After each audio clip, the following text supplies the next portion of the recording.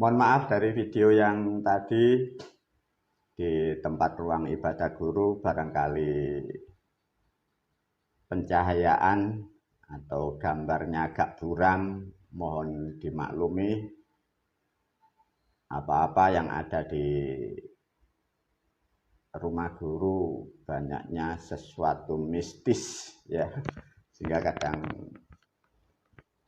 auranya tidak begitu sehat kalau di layar kamera. Maka melalui video ini guru keluar dari ruangan kamarnya, sehingga semoga menghasilkan pencahayaan gambar yang lebih bersih. Para murid, para santri, melalui video ini guru menerangkan ya untuk bedanya manusia dan binatang atau hewan.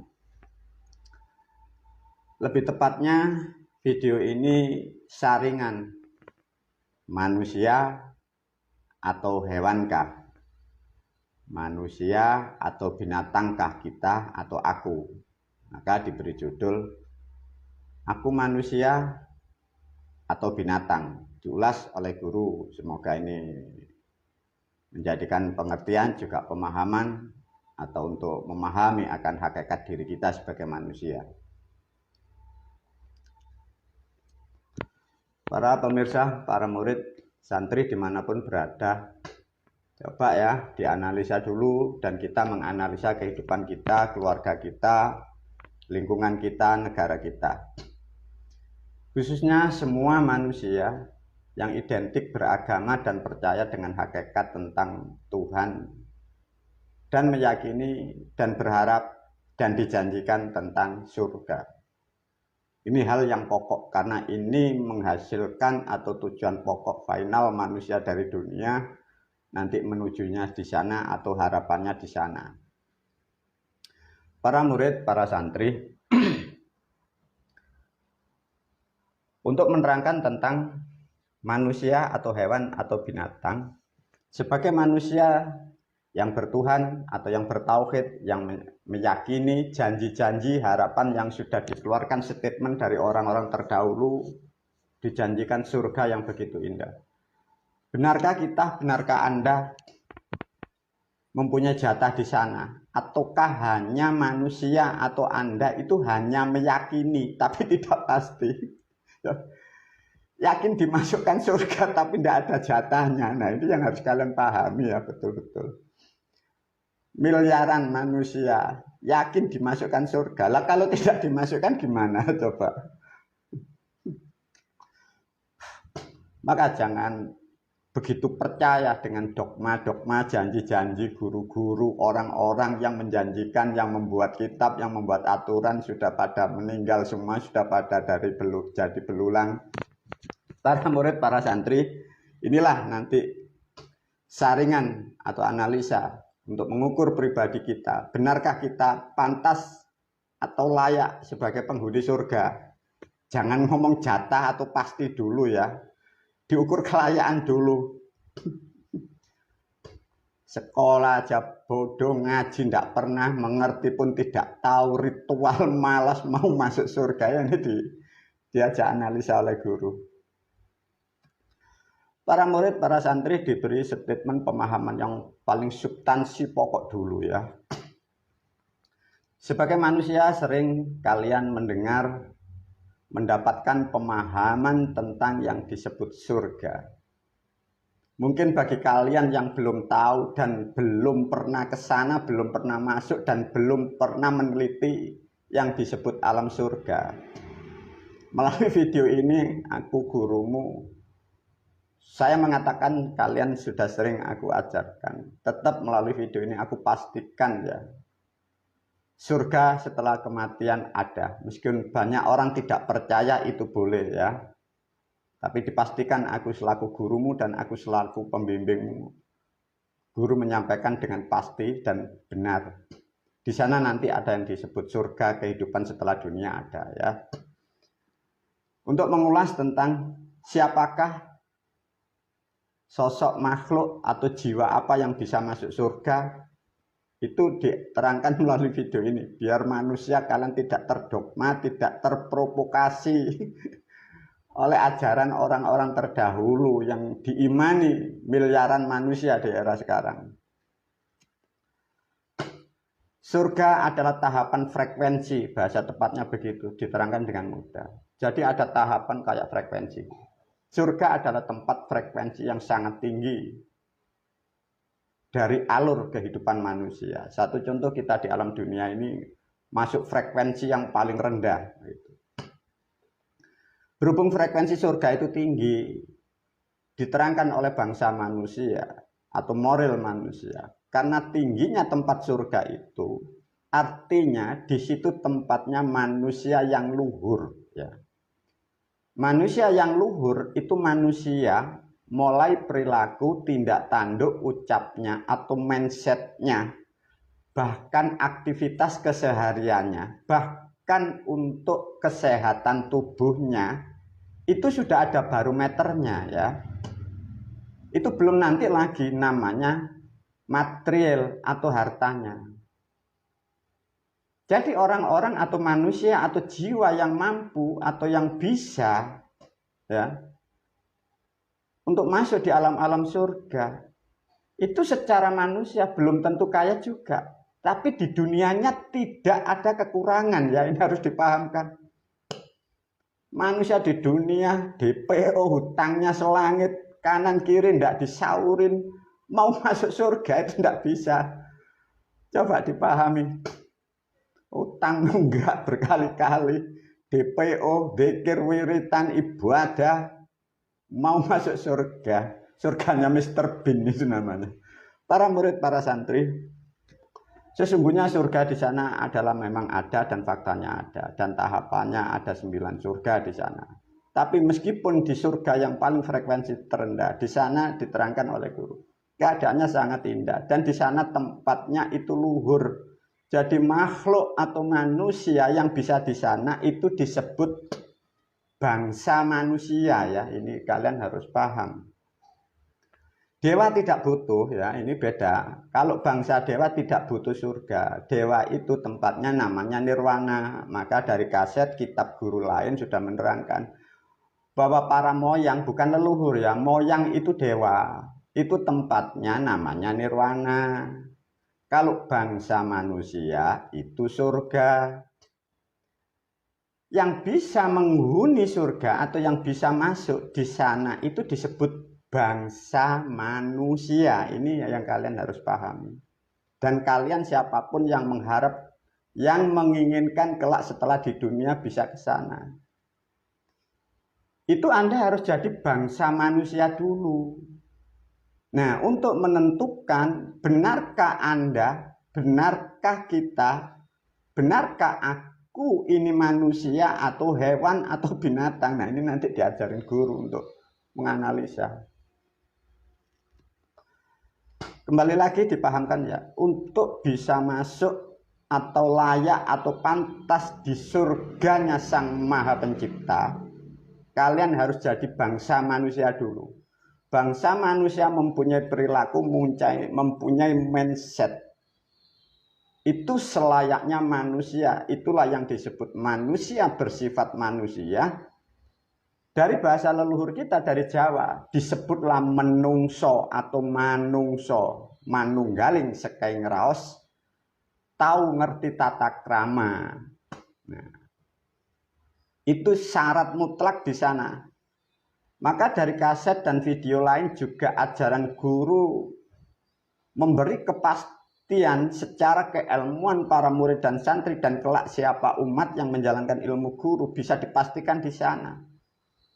Di situ bukan hanya bentuk ritualnya saja, ini yang Anda harus pahamkan. Ritual itu adalah ilmunya. Untuk mengaplikasikan implementasi dalam kehidupan itu ada wejangannya atau nasihatnya atau arahannya. Bukan kalau sudah memakai sarana, kemenyan, dupa, terus masuk surga. Bukan begitu para pemirsa, para murid dan santri ya. Coba dianalisa guru. Kalau makhluk itu bangsa manusia, betul-betul manusiawi, ada satu sifat yang sangat menonjol. Apa itu, Guru? Dia selalu ingin baik dan selalu ingin memperbaiki diri dan perilakunya. Nah, coba analisa kehidupanmu sendiri-sendiri. Tidak usah menganalisa yang di luaran sana. Analisa perilakumu sendiri, analisa keluargamu sendiri, analisa perilakumu dengan anak-anakmu, dengan keluargamu, dengan suamimu, dengan istrimu. Satu contoh diajarkan guru.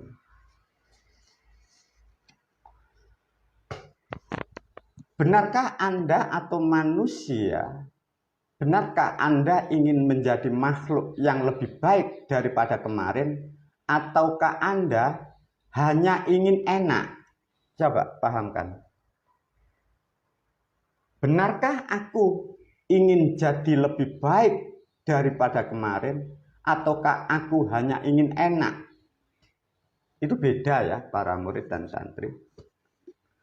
Kalau manusia itu hanya inginnya enak, artinya Anda bukan bangsa manusia ya, dipahamkan. Anda kegolong bangsa hewan atau binatang. Melakukan ibadah ingin enak.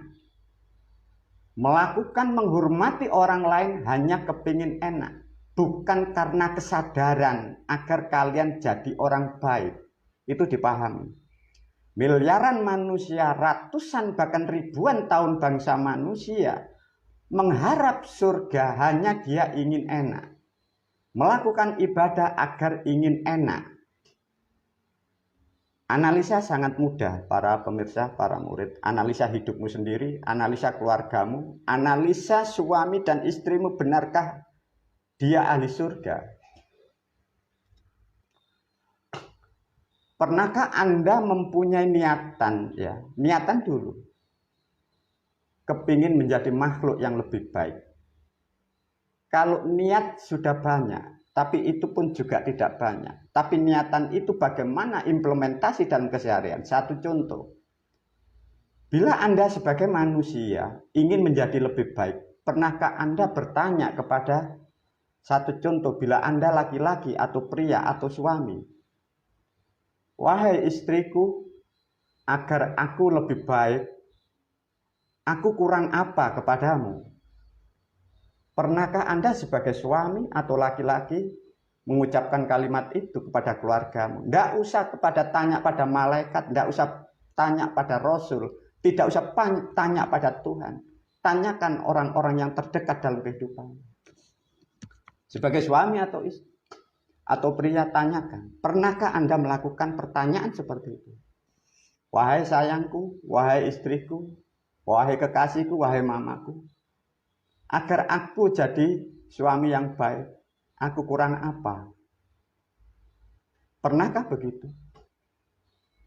Sebaliknya, bila kalian sebagai seorang istri atau seorang wanita, pernahkah bertanya kepada keluargamu atau suamimu? Wahai suamiku, wahai sayangku, wahai kekasihku, wahai pujaanku, agar aku menjadi wanita yang baik, kurang apa aku kepadamu? Tolong beri bimbingan, beri nasihat kepadaku, agar aku menjadi manusia yang baik di dalam kehidupanku ini. Coba analisa 1-2 kalimat ini dalam kehidupan keseharian. Berapa manusia yang mampu atau yang bisa atau yang pernah melakukan semacam ini? Kalau toh terbesit di hati pun belum pernah tahu, belum pernah mengalami, menjalankan seperti itu. Meskipun manusia kalian berdarah-darah matamu menghujat, munajat kepada Sang Tuhan, tak akan pernah ada surga buat bangsa manusia. Apa artinya guru kalau begitu? Pandai-pandailah kalian membentuk dirimu menjadi manusia yang terbaik. Untuk menjadikan manusia terbaik, kalian interaksi dengan keluargamu, dengan orang-orang yang terbaik. Tanyakan kepada orang-orang yang baik itu, wahai saudaraku, agar aku menjadi baik, aku harus bagaimana? Bila aku salah, tolong ingatkan. Pernahkah para murid, para santri, para pemirsa Anda melakukan itu? Wahai orang-orang wanita, wahai orang-orang pria, wahai istri-istri di Indonesia, wahai suami yang di Indonesia.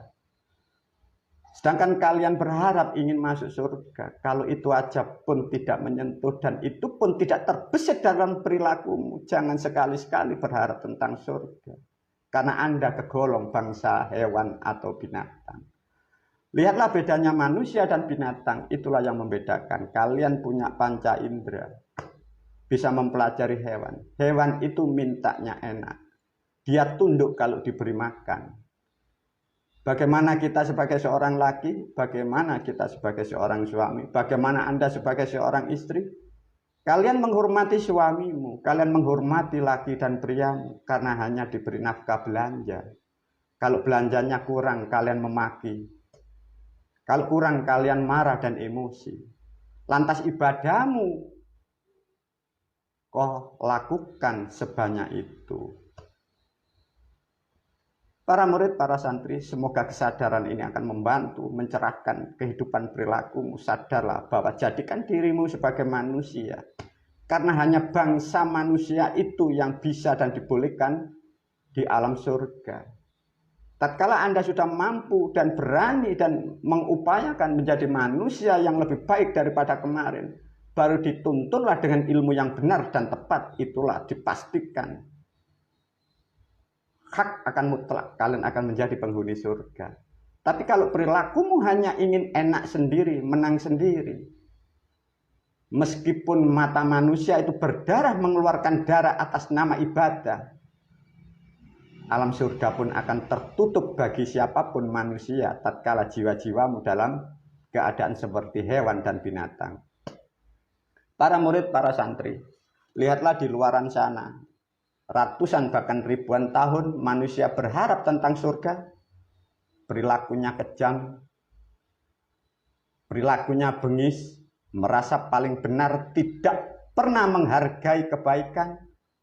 Dia menutup dirinya dia paling benar. Sesungguhnya orang-orang itulah penghuni kelak di alam neraka. Semoga sedikit memahamkan dan menerangkan tentang kehidupan yang hakiki. Baik-baiklah kalian jadi manusia. Berbaiklah kepada keluargamu, kepada lingkunganmu.